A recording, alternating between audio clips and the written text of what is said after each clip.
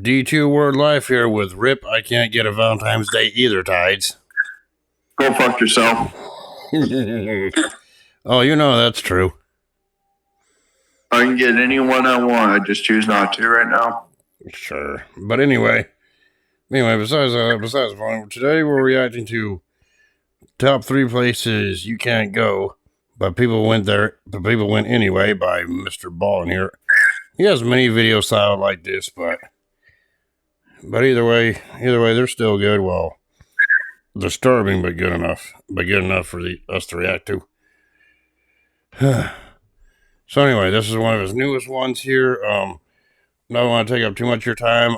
When it comes to our reactions, I'm going to try to save it for the end of the story here, but unless I absolutely have to, I'll positive absolutely have to.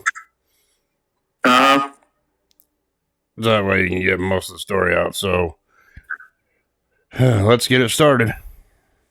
Today, we're going to look at 3 places you can't go and people who went there anyways. But before we get into those stories, if you're a fan of the strange, dark, and mysterious delivered in story format, then you've come to the right place because that's all we do and we upload once a week. So if that's of interest to you, please steal the like button's mail and take all the money their grandmother sent them for their birthday. Also, please subscribe to our channel and turn on all notifications so you don't miss any of our weekly uploads. Okay, let's get into today's stories.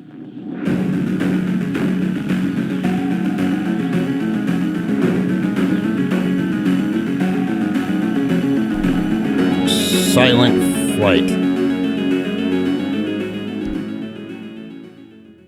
Around 11:30 a.m. on August 14th, 2005, 2 Greek military fighter pilots flew in their jets high above Athens, Greece, following behind a Boeing 737 commercial airplane. This commercial airplane was Helios Airways Flight 522. It had left Cyprus at 9 a.m. that morning with 121 people on board, and it was scheduled to have landed in Athens 45 minutes earlier. But instead, shortly after takeoff, Flight 522's pilots had stopped responding to air traffic control, and now the plane was just circling right over the city. And so at some point, the military became concerned that perhaps Flight 522 had been hijacked, and at some point, the hijackers were going to crash the plane into a city. And so in response to that, they had sent up these 2 fighter pilots to see what was going on. Now, when the 2 fighter pilots arrived on station in the air right behind Flight 522, at first, they couldn't tell what the issue was. There was no fire or visible smoke or any damage to the aircraft. And so the 2 fighter pilots in tandem flew up alongside the plane so they could look inside the windows.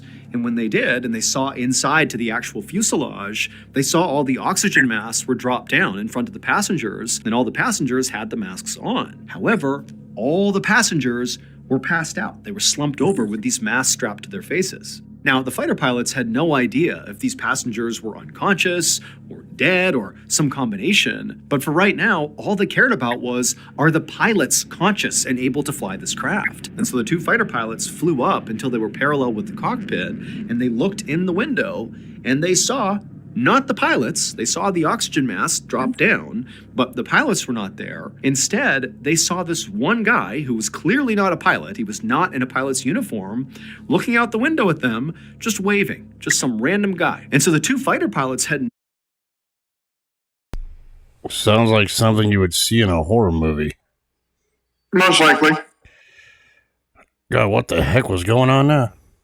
No idea what to make of this. Before the fighter pilots could even begin to react to whatever was going on here, this random guy in the cockpit looked out at one of the fighter pilots and just began gesturing down with his index finger, and then a moment later, Flight 522 began to descend. To fully understand what happens next, we need to go back to just before 9 a.m. on the same morning. So 9 a.m. was takeoff, and right before, the crew of Flight 522 did their routine safety checks of the aircraft, and they determined that the craft was ready for takeoff. However, they had actually missed one crucial thing. There was a knob on this aircraft that was switched to the wrong setting by a maintenance person right before takeoff, and nobody had noticed, so it wasn't put back to where it needed to be. And so, Flight 522 wound up taking off on schedule, and at first, everything was fine, totally normal. But about 2 minutes into the flight, all these alarms began sounding on the aircraft, and then the oxygen mask dropped from the ceiling. And the reason for that is that knob that had been set to the wrong setting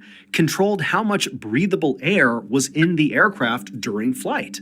It basically had been switched to off. So there was nothing to breathe in the airplane. And so by the time these masks were dropping down, people on the plane were already passing out, including the pilots. They were passed out pretty much immediately when those masks came down.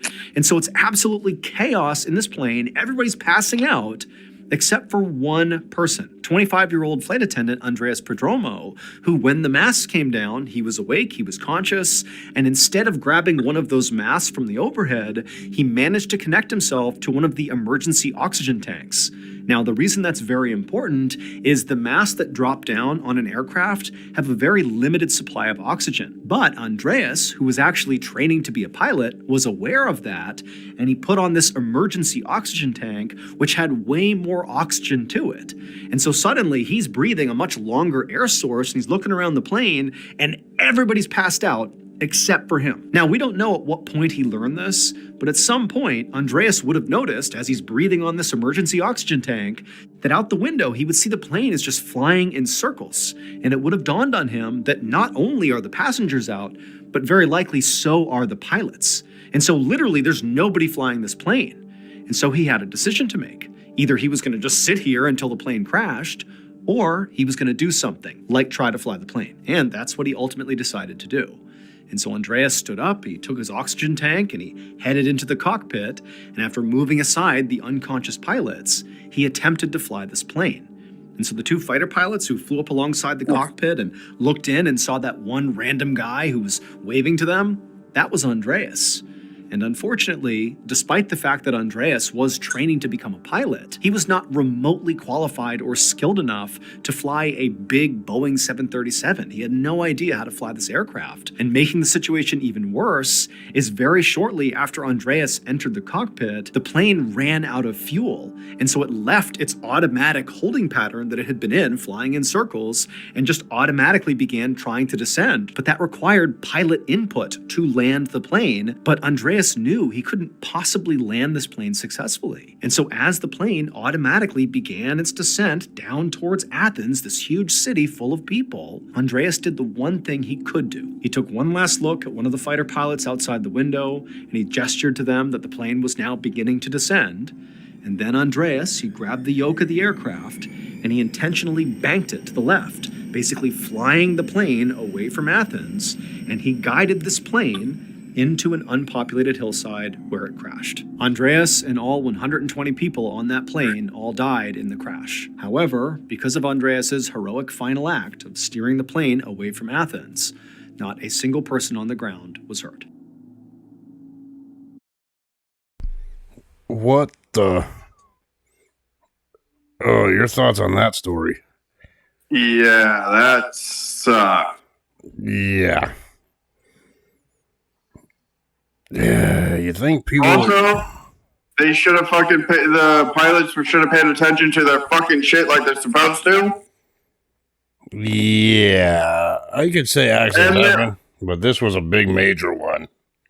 And the only good thing I could say, which would kind of be sucky to people, is that the passengers didn't get to feel anything. They were already out. I guess that's one way to look at it. And if it wasn't for the actions of this guy here, that could have been a whole lot worse with a bigger body count. Yes.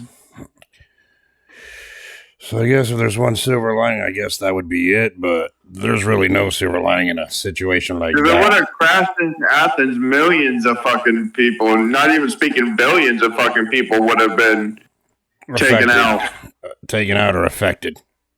Yes. So yeah, that's unfortunate.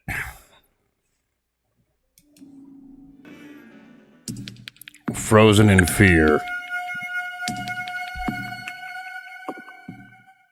On the evening of February 1st, 2009, a 32-year-old man named Luo Jinfa stood in the doorway of his apartment in Taiwan, waiting for his landlord to finish lecturing him about being late on his rent. Luo had just moved into this apartment 2 months earlier in December, and this was not a very nice apartment. It was a cramped downstairs unit with no air conditioning, so it was really sweaty and awful in there most of the time, but it was all Luo could afford. He wasn't working right now and knew this was the best he was going to get. As the landlord continued to berate Luo about how he was totally within his rights to evict Luo if he didn't pay him, how he'd already given Luo an extension, and what's going on here, you got to get your act together. As all that was happening, Luo just was totally quiet and just was waiting for the landlord to be quiet. Because at this point, Luo didn't really care about the rent side of this discussion. He just wanted his landlord to be quiet so he could ask him a very strange but important question. And finally, after about 5 minutes of the landlord just ranting, the landlord stopped for a second to try to calculate how much interest he could potentially charge Luo. And as the landlord began scribbling notes on his notepad, Luo saw his opportunity. And he said, "Excuse me, I don't mean to interrupt, but I actually need to ask you something." And the landlord was sort of caught off guard by the way Luo was approaching him.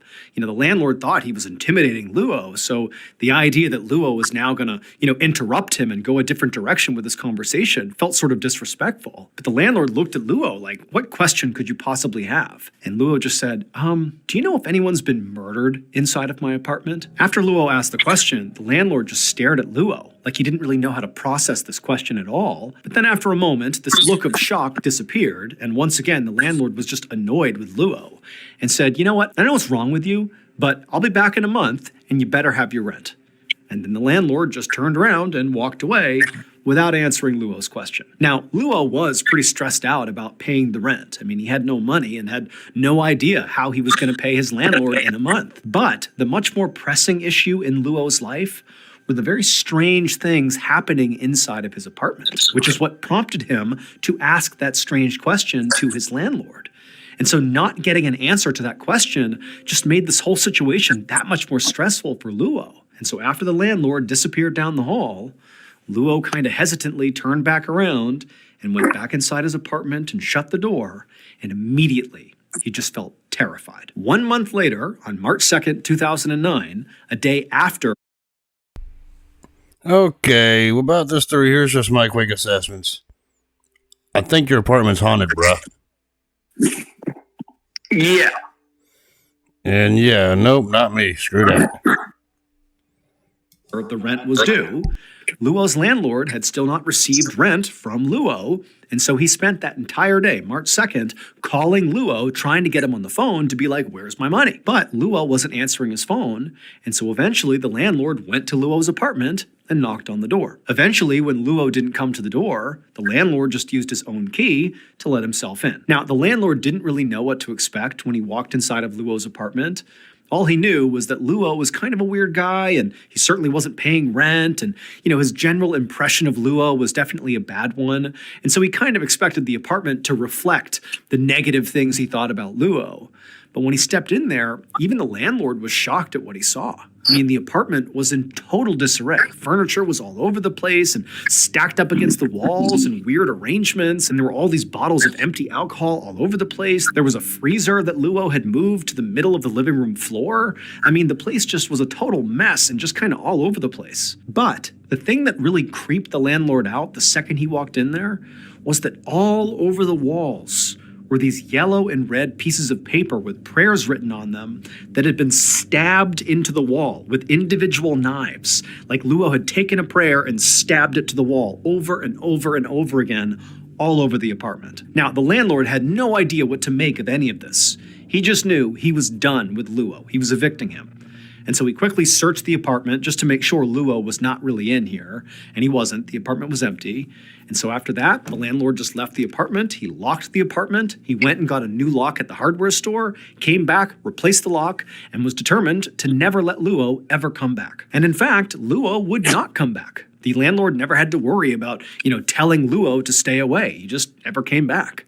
And for months, Luo's old apartment just sat empty. Fast forward 7 months after the landlord went inside of Luo's apartment, and the landlord's brother approached the landlord and said, "Hey, can I rent out that apartment? No one's using it." And the landlord said that was fine, but the brother would have to clean up the apartment because nobody had touched it since Luo had lived there. So a couple of days later, on October 18th, The landlord's brother, along with the landlord, met at Luo's apartment. They went inside and they totally cleaned it out. Basically all the furniture and the lamps and everything in there, some of Luo's old clothes and things he had left behind. They took it all out of the apartment and they loaded it into a truck and they drove to a nearby recycling facility where they sold whatever they could and then dumped the rest. And then they left. However, when the workers at the recycling facility began processing some of the junk that had been left behind by the landlord and the brother, they made a discovery that immediately made them stop and contact the police. It would turn out Luo had not actually abandoned his apartment. In fact, he had never left his apartment. So Luo had become totally convinced that his apartment was haunted by a ghost. At night, he would hear walking around above him, even though he knew nobody actually occupied the apartment right above him. And so the footsteps didn't make any sense. And then sometimes he would claim that he would see these shadowy figures wandering around inside of his apartment.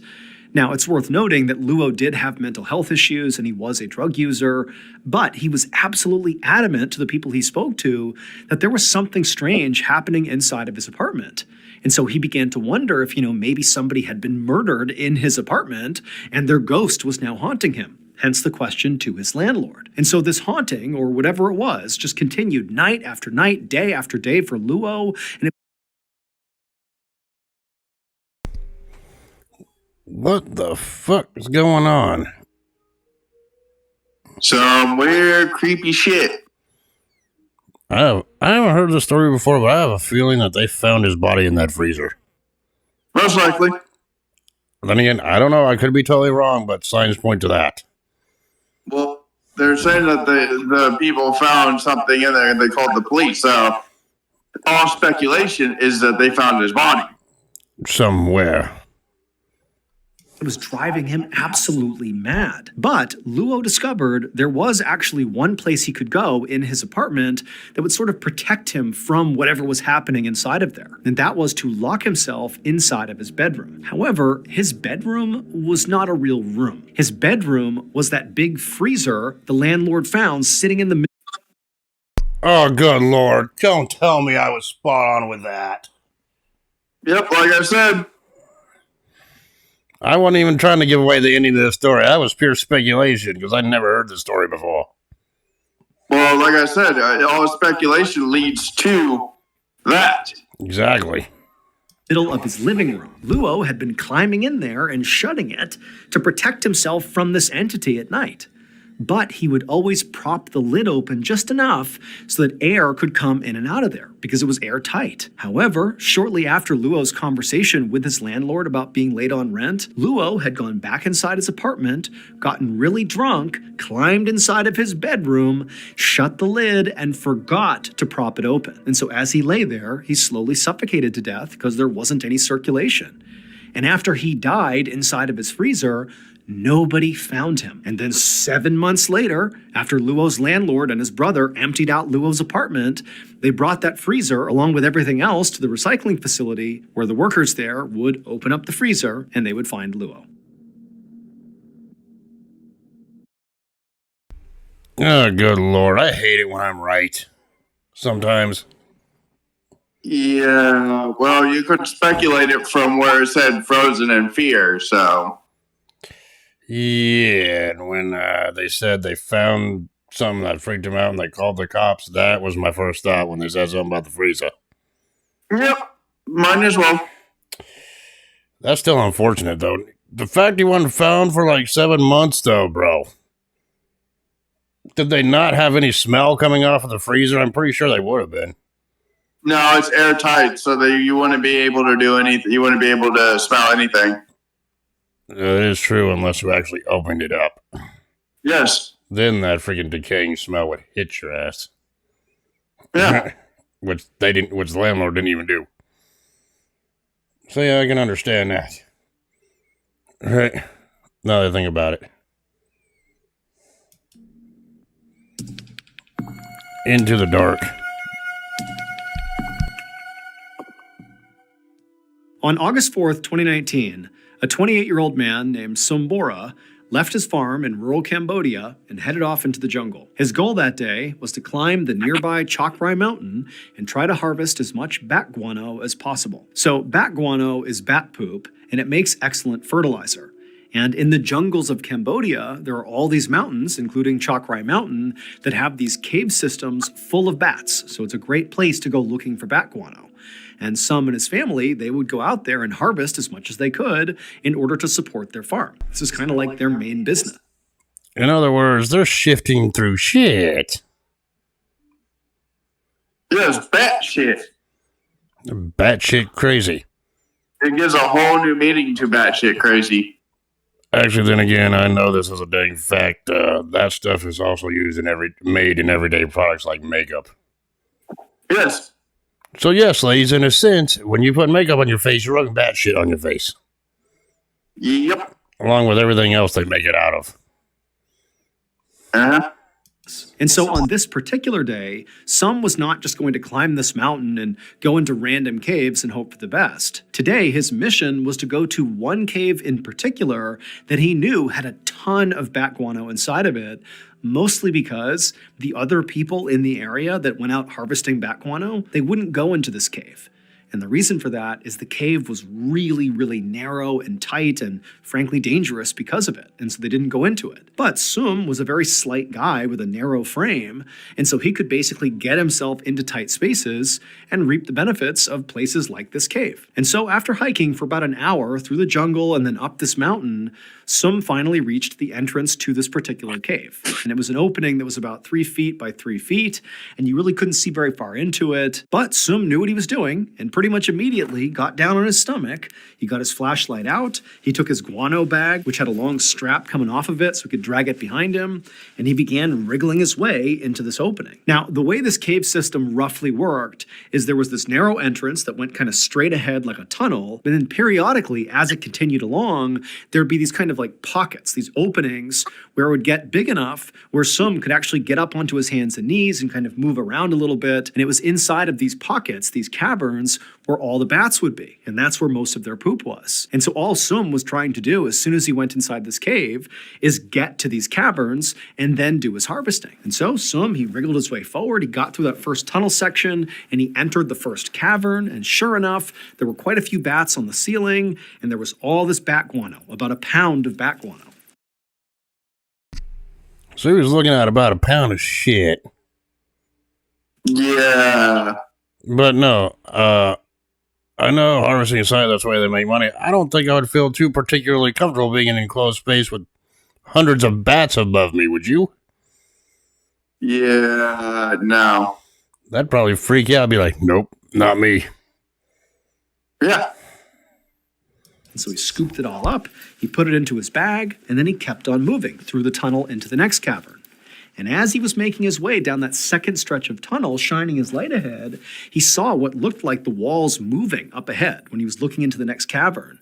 But he knew that was not actually the wall moving. It was a whole bunch of bats in this next cavern. And so from his perspective, it seemed like there were way more bats in that cavern than this one. And so in theory, this next cavern was going to have a ton of bat guano. Potentially all he would need for this entire journey. He could just pack his bag and leave after this next cavern. However, there was a small problem. Now, Sum had come to this spot many times before, and he knew that going from the first cavern to the next cavern had a little bit of a hiccup. On the ground, as you cross the threshold into this second cavern, was a crack in the ground that basically ran perpendicular to the way this tunnel ran. Now, the crack was only about 6 inches wide, but when you were over it shining a light down into this crack, it was like it went on forever. It was like this unending hole in the earth. And so Sum always just got creeped out climbing over this crack because there was really no way to go around it. You really had to go right over the top of it because all he was thinking about is like, what's down inside of this deep hole in this cave? It's reminiscent of how people are scared of really deep oceans like thalassophobia. It's fear of what's down there. No, for someone who doesn't even like heights or and is claustrophobic, that's a no from me. Well, you want to be able to fit in there anyways. I know you're burning me, but for once I'll take it because that's the advantage of being fat. Don't have to deal with bullshit like that. Don't have to make that decision. Be like, nope, my fat ass ain't fitting in there. I ain't going in there. That's actually a good thing. Exactly. Well, then again, even if I was skinny, I wouldn't go in there anyway. And so Sum just really didn't like it. But again, he knew there was going to be a ton of bat poop if he could just cross over that crack, and so it was worth it. And so Sum, he wriggled his way through the tunnel, he reached the crack, he kind of shined his light down and again saw just this never-ending pit that just shot straight down into the earth. But Sum took a deep breath, and he wriggled over the top of it successfully. And after he crossed it and he was about to enter into the cavern to get this huge bat guano payload, he felt something tugging on him, and immediately he was terrified and he whipped his head around wondering what could possibly be grabbing him when he realized nothing was grabbing him. It was his guano bag that he dragged behind him with that big strap. It had gotten stuck on the crack itself. Sum was immediately relieved because he had really hyped up the idea that maybe there was some monster behind him or something, but there wasn't, and so he just kind of grabbed his strap and kind of jimmied the bag out of the crack.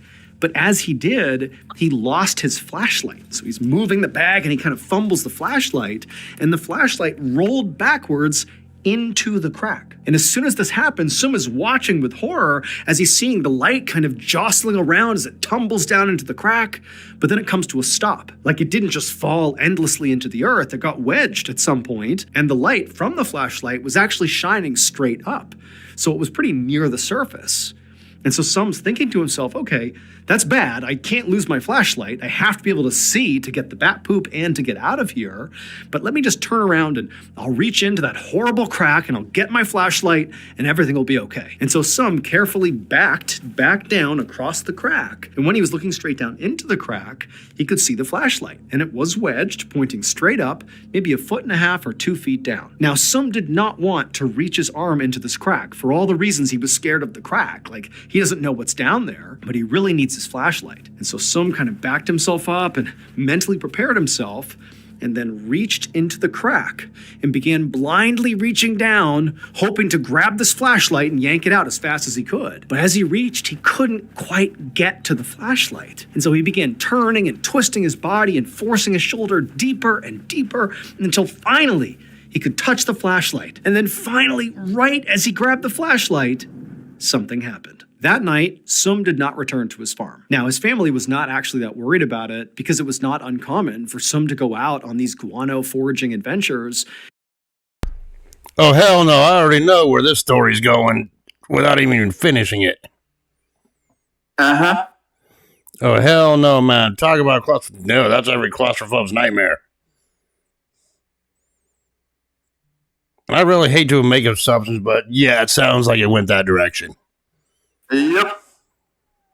And be gone for, a couple days at a time. However, after another 2 days went by and still Sum had not returned, his family started to get worried. And so ultimately, Sum's brother decided to go out and look for him. Sum's brother had often collected guano with Sum in the past, and so he knew roughly where Sum liked to go, including Sum's favorite spot, that cave up in the mountain. And so when the brother went out looking for him, pretty quickly he found himself in that favorite spot. Now, Sum's brother was about the same size as Sum, and so he too could navigate this very tight tunnel. And so that's what he did. He got down on his stomach, he had his flashlight out, and he yelled into the cave for Sum, but there was no answer. And so he eventually made his way to that first cavern. He didn't find Sum. He kept going, and right as he was about to hit that second cavern, as he shined his light ahead, he saw there was a bag on the ground. And it was his brother's guano bag. And so he knew his brother had to have come here, and he began yelling out for his brother, but there was no answer. And then right as the brother paused for a second just to listen, he heard a faint cry, a human cry. And he called out, like, "Is that you, Sum?" And again, he heard another cry. But he's looking around and he can't see Sum anywhere. And so the brother just continues shimmying his way towards that second cavern. And right as he begins to cross over that crack, he hears the cry again, and it's coming from right below him. It's coming from the crack. And the brother takes his flashlight and shines it straight down into that crack. And there, in the crack, was Sum.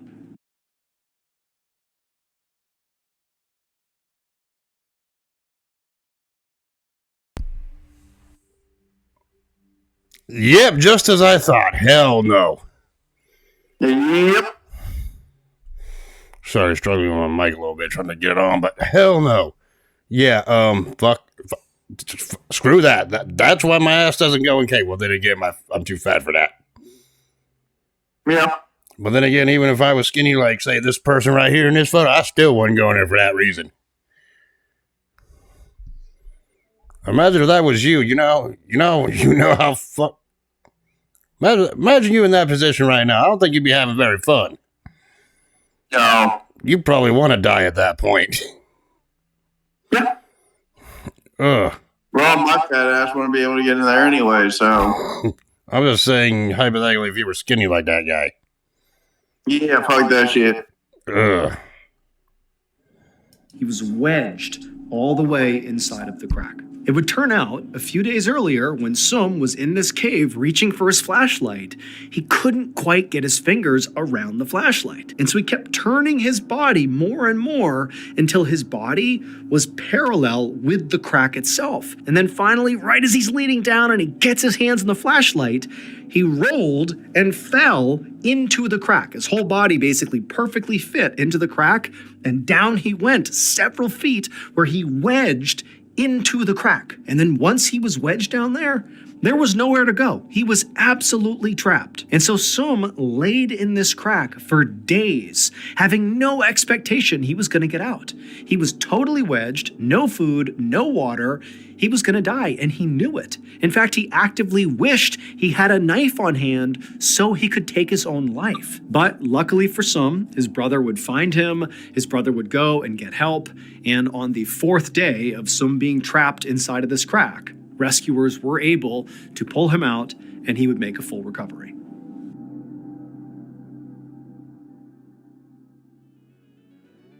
I'm going to play you a clip from one of... Okay. Well, I bet his dumbass didn't want to go in that cave again. Yeah. I know the story had a happy ending, but still, can you imagine being stuck like that for days on end, just expecting your death at any minute? Yeah.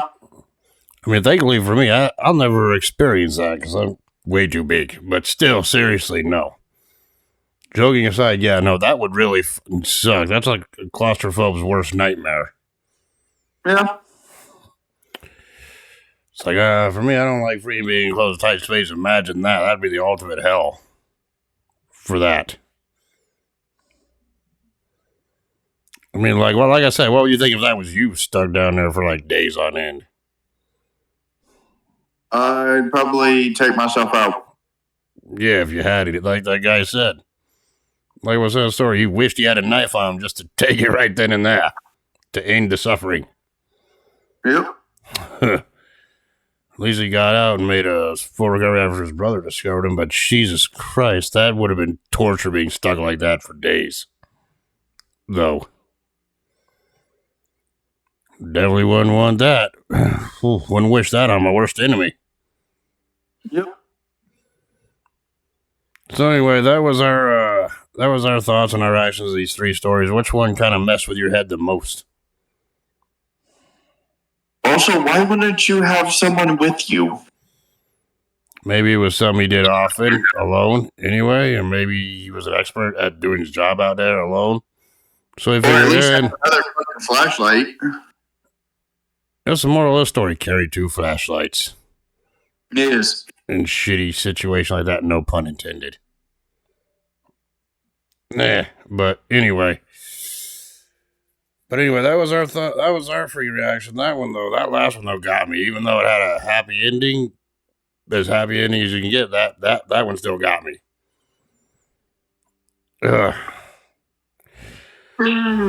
So anyway, I hope you enjoyed our reaction. I hope MrBallen always does these good stories. If you ain't freaking subscribed to him, which I'm pretty sure most of you are watching this reaction, but if you haven't, go subscribe to his channel, MrBallen, and if you're new here, subscribe to this channel as well, where we react to stuff, do reviews, occasional gaming video now and then.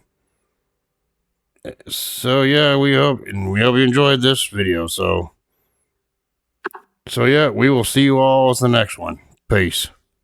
Deuces.